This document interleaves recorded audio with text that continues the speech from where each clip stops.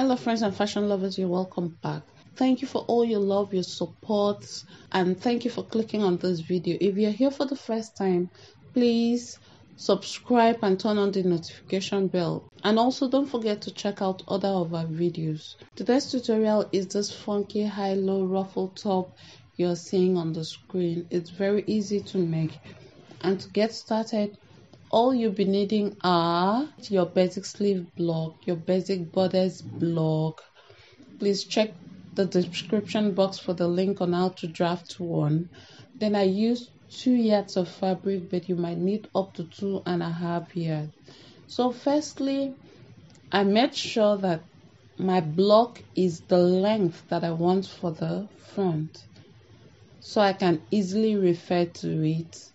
Next is to come to the arm sky and mark 2 inches downward from the arm sky.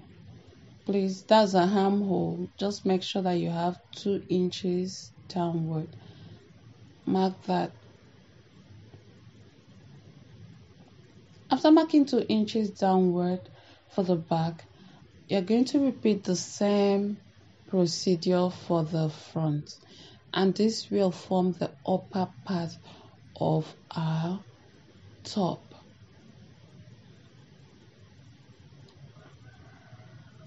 You could choose to modify, but this is what I choose. I choose an even line for both the back and the front. So I'm just cutting out my pattern. After cutting out my pattern, I decided to modify my neckline. It was 3 inches by 3 inches. It was the standard neckline.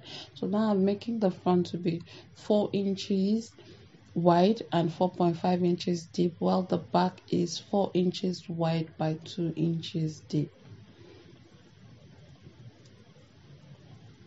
After modifying the neck of my blocks, I'm placing my pattern on my fabric. Note that my fabric is folded in half, so I'm cutting the pattern on fold.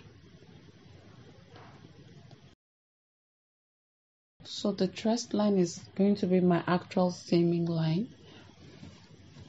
Since my pattern had no seaming allowance, I'm adding seaming allowance. 1 inch by the side, 1/2 inch around where I'm going to be sewing, then also 1/2 inch to join it to the ruffle part.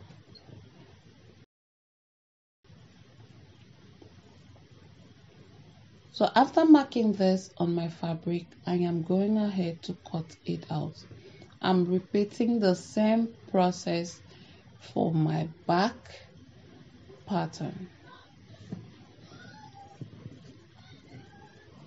Now with the upper part of our top cut out, next is to proceed to the sleeve. From the elbow of the sleeve, I'm marking 3 inches downward. This is a full length sleeve. So with that 3 inches down from the elbow, I am going to fold and I'm cutting the sleeve too. Just the same way I did for the bodice. After which, I take the width of my bodice measurement and I'm multiplying it by 2.5. If you want a less ruffle, you can multiply it by 1.5. So since I want a little bit of volume, I went ahead to multiply it by 2.5 inches. And I will be doing same for the sleeve. So here I am folding in like so. The first fold will be for my back and the second one on top of it will be for my front.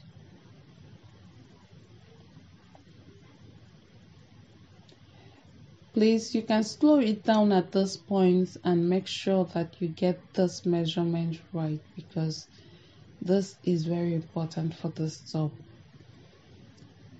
Make sure that your desired length that you are choosing for your front add your seaming allowance to it. Note that you're going to make ruffles for the upper part, so add your seaming allowance to it, an extra 5 inches, and that will be where you're marking first. This will be the center,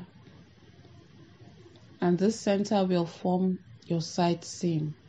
Your desired front length plus your seaming allowance and also extra 5 inches. So from that midpoint that you mark, go up by 5 inches.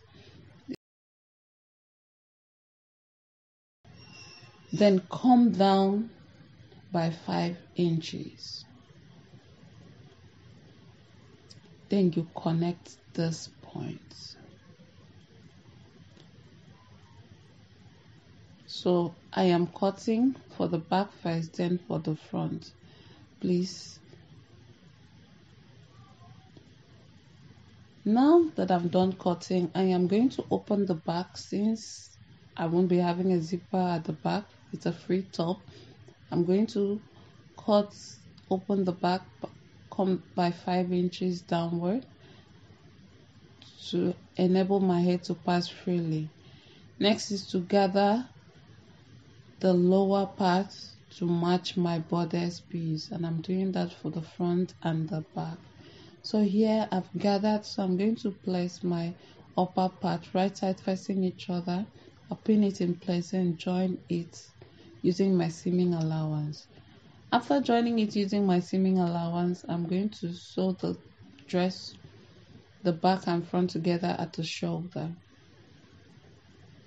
So next is to gather the sleeve. I've also make sure that I have enough for my sleeve ruffles too.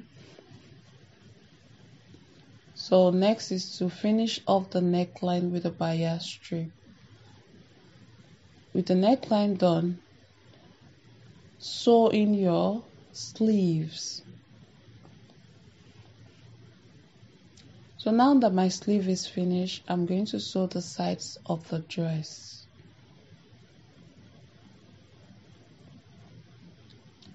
Now we are almost done.